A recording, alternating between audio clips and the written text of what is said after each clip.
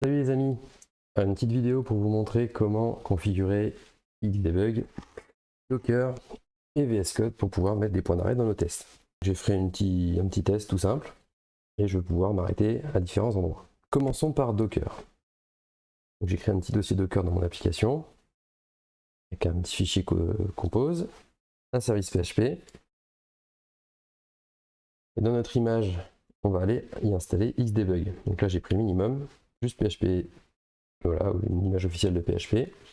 J'installe Xdebug et je vais mettre ma configuration d'Xdebug dans un fichier xdebug.ini que je vais copier dans la configuration de PHP. Avec cette variable php-indir, j'aurai directement l'emplacement, certainement celui-ci, où se trouve la configuration de PHP. Okay. Hop. Donc, concernant cette configuration d'Xdebug, la première ligne ici sert à charger le module Xdebug. La deuxième, Xdebug mode, pour pouvoir profiter des points d'arrêt. Ici, start with request, vous mettez à yes, comme ça fonctionnera dans le terminal. Client port, donc celui-ci, par défaut c'est 9003, vous pouvez en mettre un autre. L'important c'est qu'il soit aussi configuré de la même façon dans la configuration de VS Code. On voit ça juste après. Et client host, on va laisser Docker se débrouiller avec ça. Voilà pour la config d'Xdebug. Ensuite, mon application, je vais utiliser un volume pour la mettre dans mon conteneur. Donc je vais mettre toute mon application dans ce dossier par exemple. Mettez ce que vous voulez. Moi j'ai choisi ça. Et je vais faire en sorte que lorsque je vais lancer Docker compose exec, donc quand je vais lancer mes tests, directement il va se situer dans le dossier de mon application, avec porkingdir. Enfin, très important, faisons ces deux lignes-là. Donc ça c'est surtout sous Linux. Donc côté VS Code, je vais avoir besoin d'une extension. Je vais chercher ici. Hop, voilà. PHP debug. Donc là je l'ai déjà installé. Et grâce à elle, nous allons pouvoir mettre des petits points d'arrêt, tac, comme ça, là à gauche. Voilà, j'en ai mis 3. Et ensuite je vais lancer une session de debug. Donc, déjà, je vais créer un fichier de configuration en cliquant ici, create launch.json file. Voilà, il m'a créé un dossier de .vscode avec dedans le fichier de configuration et déjà avec quelques configurations par défaut.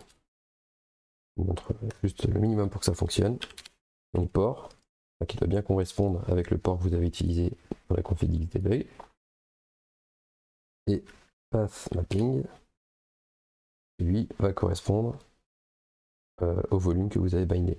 Ici, hop, ce dossier-là, le dossier du conteneur. Je vais le faire correspondre avec le dossier de mon application que j'ai ouvert, donc ici. Et ça, pour VS Code, ça s'appelle placeholder. Voilà, là je fais bien correspondre pour les deux. Bien avec le chemin absolu ici. Ça marche pas. Voilà. Run and debug. Je me mets en écoute. Quand je en choisissant la configuration que j'ai mis là. Listen for Xdebug, c'est celle-ci. Listen for Xdebug. En appuyant sur la petite flèche verte, ça me lance ici la barre de debug. Je vais pouvoir exécuter mes tests.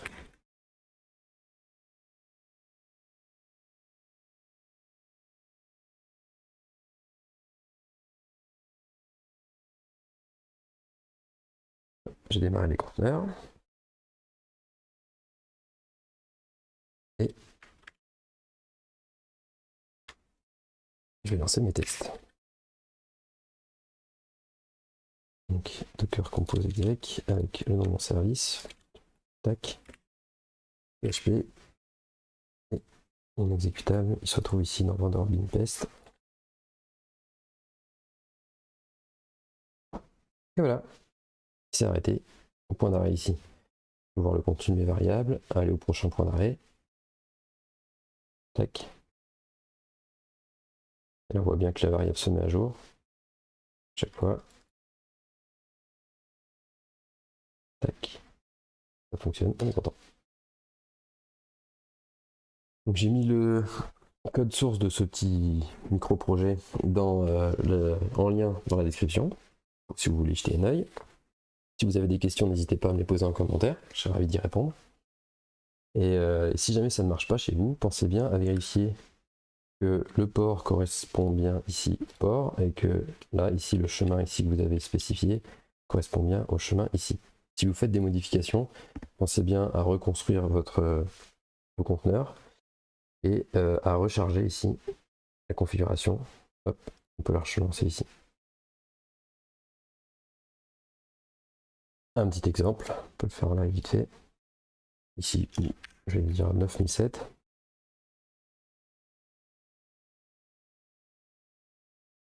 On va dire que ici c'était 9007 le jeu.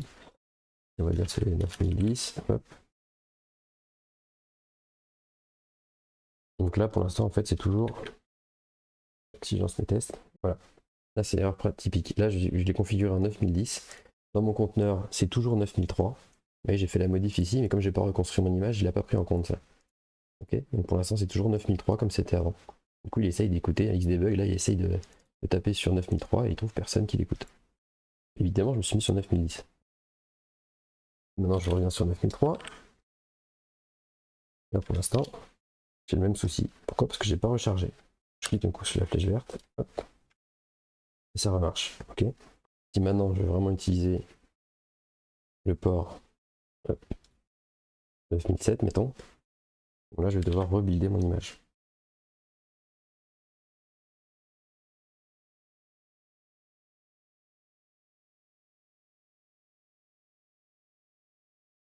Voilà.